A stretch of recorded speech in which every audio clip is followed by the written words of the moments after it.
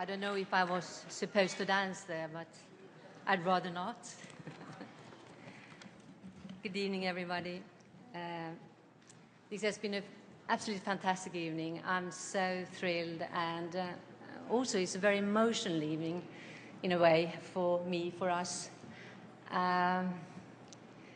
We haven't been a group, we haven't performed or sang together for 28 years.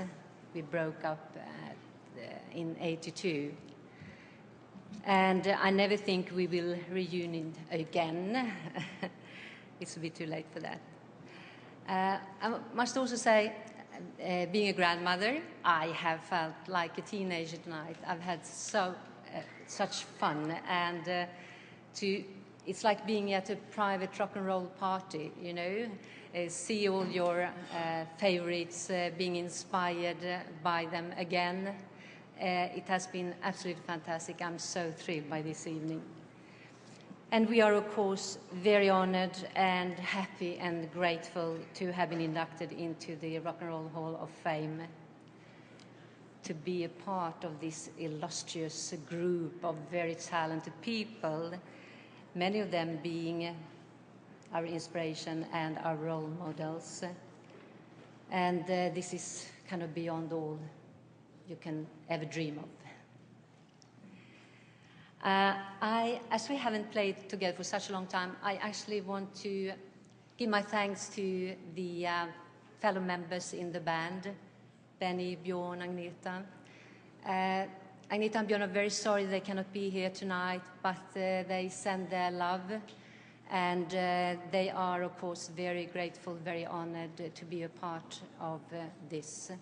And even if they are not here tonight, they are here in spirit. I spoke to Agneta today actually because I wanted to hear how she was and how she felt about that, and she was very emotional and very proud to be inducted in this Rock and Roll Hall of Fame. I also want to say thank you to Stickan Andersson, our late manager. He was also called the fifth member of ABBA. He was a great guy, and without him, I don't think we would have been where we are today, standing here tonight. Thank you.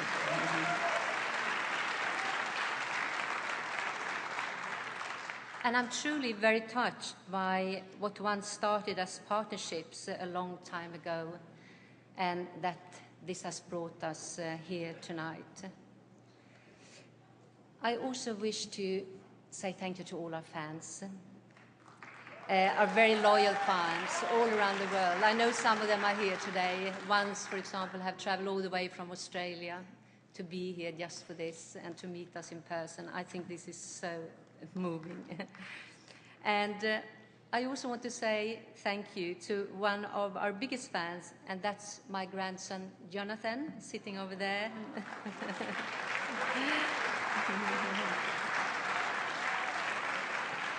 He has always loved our music, although he's a heavy metal musician. He loved our music, and he loved his grandmother. I'm very proud of you, darling. Love you. Okay, Benny.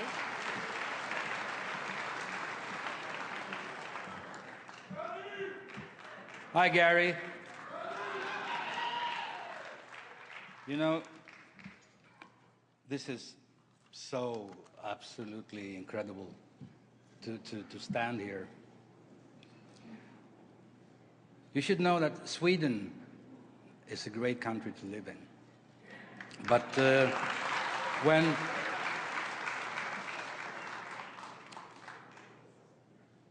when I grew up in the 50s, well, all of us who grew up in the 50s in Sweden, we had no radio.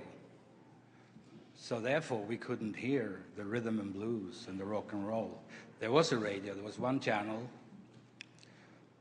public service channel, and they would play maybe 1 hour, 2 hours of music per day, whistle while you work kind of programs.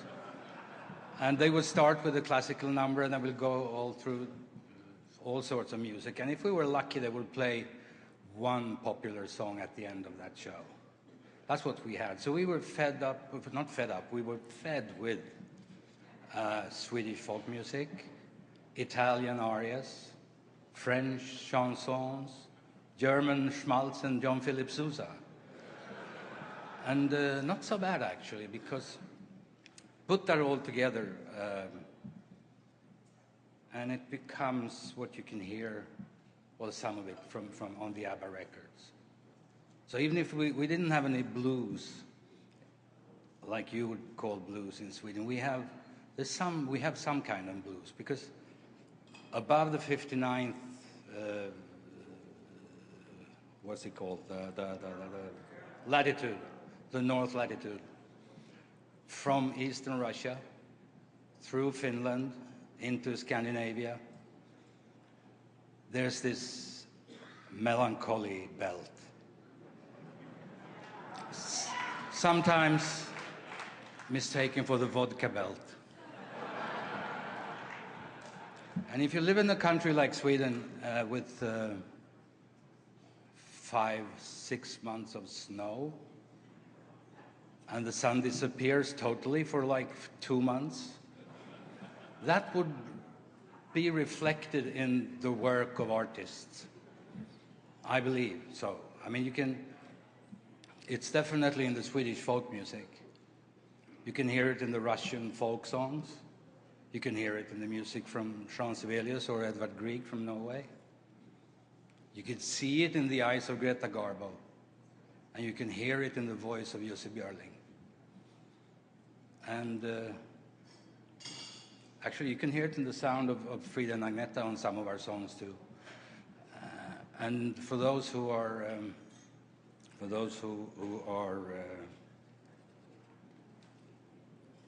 observant enough, they might even spot it in the odd Ingmar Bergman movie. So no radio, but there were record shops. So I bought my first record in 1957, Jailhouse Rock with Elvis Presley, with a great B-side, Treat Me Nice. And from there on, there was really no turning back, because, and if it wasn't for those songs, you know, by Lever Stoller, Goffin King, the Beach Boys records, Lennon McCartney, you know, Ray Davies, the Motown catalog, Joni Mitchell or Chuck Berry and all those others, we would not be here tonight. So I think ABBA is a mix of all this European stuff that we had when we were young kids, and also what came after that.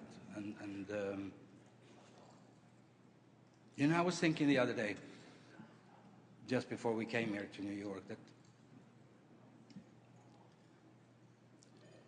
if all the members of the Rock and Roll Hall of Fame never existed, what would the world be like then? You can think about that for a while. I think it would be pretty dull. So the inspiration that we've had from all those wonderful songwriters and performers, combined with this European thing, is what made it possible for us in ABBA to reach out with music to the rest of the world in a time when all pop or rock acts were either American or English. And now finally, these songs have brought us all the way into the great Rock and Roll Hall of Fame, where all our heroes already are. And for that, and I speak for all four of us, Agneta, Frida, Björn, and myself, I say that for that we are deeply, deeply honored. Thank you.